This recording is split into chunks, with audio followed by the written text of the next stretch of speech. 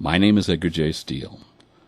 The following is entitled The Fable of the Ducks and the Hens, and was written by George Lincoln Rockwell. Many, many years ago, when animals could speak, a wondrous thing the ducks befell. Their tale is quite unique. Down by a pond dwelt all these ducks, 10,000 at the least. Their duckish joys were undisturbed by any man or beast. One day down near the entrance gate, there was an awful din. 100 hens, all out of breath, were begging to come in. "Oh, let us in," these poor birds cried, "before we do expire.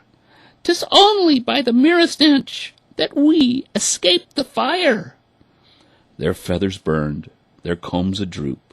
They were the saddest sight. They had run 100 miles or more, all day and then all night. Come in, the ducks all quacked, "for you our hearts do bleed.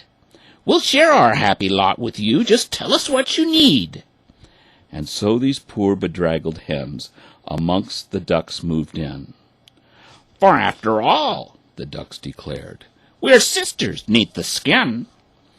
Before too many months had lapsed, the hens were good as new. They sent for all their rooster friends, and those were welcome too. To please their hosts, these chickens tried to waddle and to quack, to imitate the duckish ways. They quickly learned the knack. This pleased the flock of ducks because it gratified their pride. But hear my tale, and learn how they got taken for a ride. The ducks, it seems, spent all their time in fixing up the place, in growing food and building homes and cleaning every space. They asked the hens what they would do to earn their daily bread. "We'll teach and write and entertain and buy and sell," they said.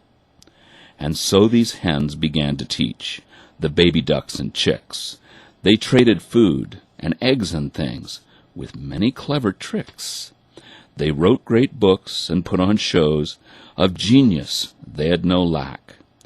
It wasn't long till chickens owned the Duckville daily quack.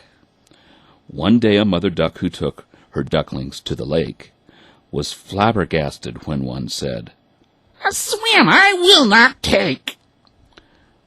"Why, ducklings always swim," she gasped. "It's what you're built to do. Like bunnies hop and crickets chirp, and cows most always moo." "You're nuts," her son replied. "That stuff is all old hat. It's wrong for birds to swim besides. It's damn cold on my prat." "Oh, fie," the mother duck exclaimed. "You're talking like a fool."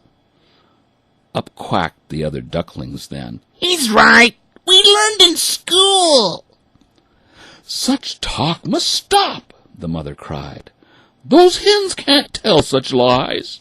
For sheer ingratitude and nerve, I'm sure this takes the prize."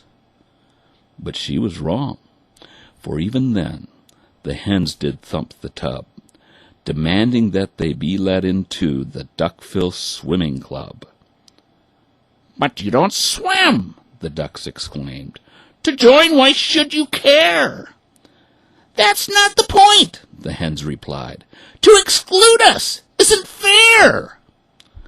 The younger ducks, who'd been to school, agreed right there and then. "To keep them out is bigotry.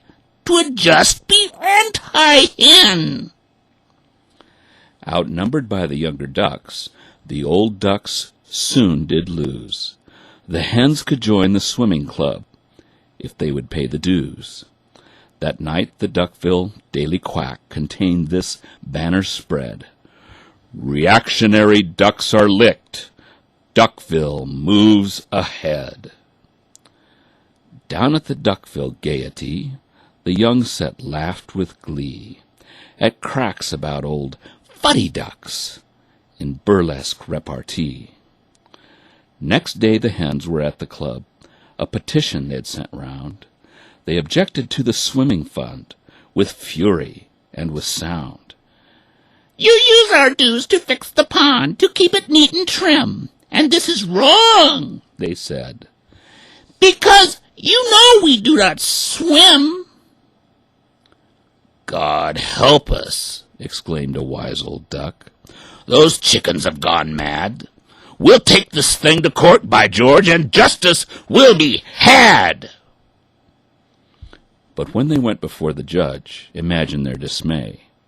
A chicken judge decreed that they a heavy fine must pay. "Minorities must have their rights," the judge declared right then. "To use hens' dues to fix the pond is very anti-hen." Once more the Duckville Daily Quack emblazoned across the page, "Old fuddy ducks refuse to see the great new coming age." In Duckville's church on Sunday morn, the preacher spoke these words, "Discrimination's got to stop. Remember, we're all birds." The wisest duck in all the town sat down in black despair. "I'll write a book," he thought, "and then this madness I will bear. Let swimmers swim, let hoppers hop, let each go his own way. Let none coerce a fellow bird," was what he had to say. "'Twas wrong to force the hens to swim, so here's the problem's crux. It's just as bad for hens to try to chickenize our ducks." "I can't print that," the printer said. "'Twill put me in a mess. My shop is mortgaged to the hens. The chickens own my press." This worried duck then tried to warn his friends by speech and pen. But young ducks, fresh from school, just jeered, "He's a vicious anti-hen." Now up the stream a little way was Gooseville on the lake. The hens had come to Gooseville too, but the geese were more awake. When the hens began to spoil the young, and Gooseville's laws to flout, the geese rose up in righteous wrath, and simply threw them out. Of course you know where they all ran. On Duckville they converged. "We've got to take these refugees," was what the ducks all urged. The Duckville Daily Quack declared, "Those geese will stop at naught. They plan to conquer all the world. Atrocities they've wrought." "That's right," the young ducks all agreed. "We'll help our fellow birds. Those geese have plans to conquer us. We've read the quack's own words." They let the hens from Gooseville in, the whole bedraggled pack, and every hen took up a job on Duckville's Daily Quack. When Duckville's mayor's term was up, the quack put up its duck. A vain and stupid duck he was, a veritable cluck. But when he praised the wild young ducks and cursed the evil geese, the quack declared he was all-wise. His praise would never cease. The hens chipped in to help this cluck give grain away for free. The old ducks sadly shook their heads. The writing they could see. And sure enough, this stupid duck, he was elected mayor. From this point on, the Duckville Ducks, they never had a prayer. The mayor said, "Gooseville must go. We'll wipe them off the map." While Duckville slept, the scheming hens, for Gooseville set a trap. They called the geese by filthy names. They filled their pond with sticks. They helped the weasels catch the geese, and other hennish tricks. The geese got mad and threw some rocks. "It's war," the quack announced. "We ducks must fight those evil geese till they've been soundly trounced." The ducks, who knew not of the tricks indulged in by the mayor, were filled with patriotic zeal, and pitched right in for fair. Now when the ducks had whipped the geese, the mayor called, "Retreat!" Our Henville friends should really take Gooseville's big main street. The hens are back in Gooseville now. They starved and beat the geese. They prayed for peace, but organized the Henville Armed Police. They drained the Gooseville swimming pond and de-goosified the schools. They wrung the neck of Gooseville's mayor on lately made-up rules. They formed a council of the hens, United Birds the name. The other birds who joined the thing did not perceive their game. No sooner had they set this up than they announced their plan to seize up Swanville as a home for all their henish clan. They took a vote amongst the hens, and everyone approved.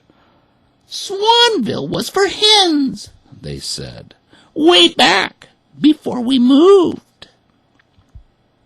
And so they kicked the swans all out, with Duckville's help and power. And Duckville could not understand why swans on them turned sour. By this time Duckville was a mess. The young ducks had gone mad. They stole and laughed at truth and law. They'd gone completely bad.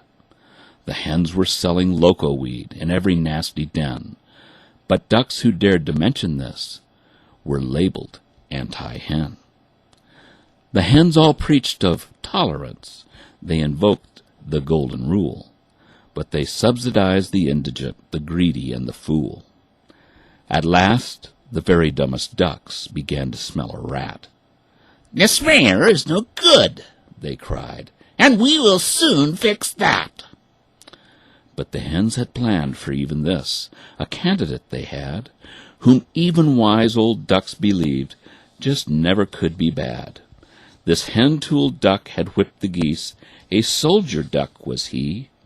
And although the hens had set him up, the ducks all thought him free.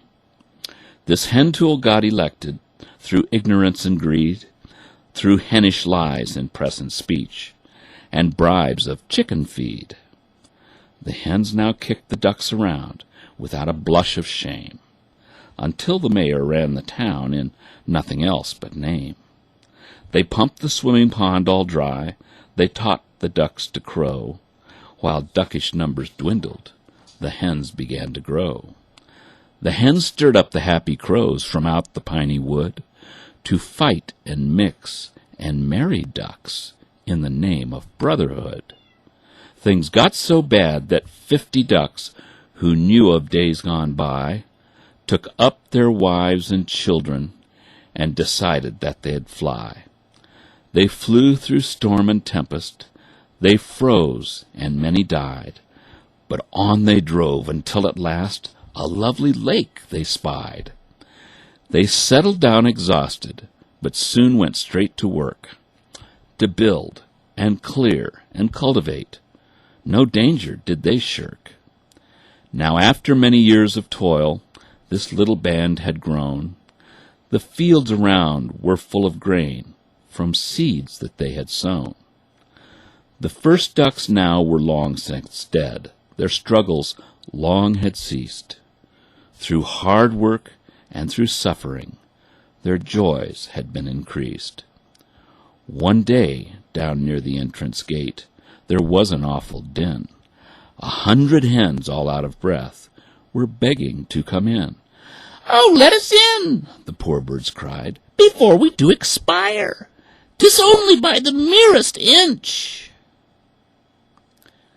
This epic really has no end, because no matter how you fight 'em, these hens will show up every time.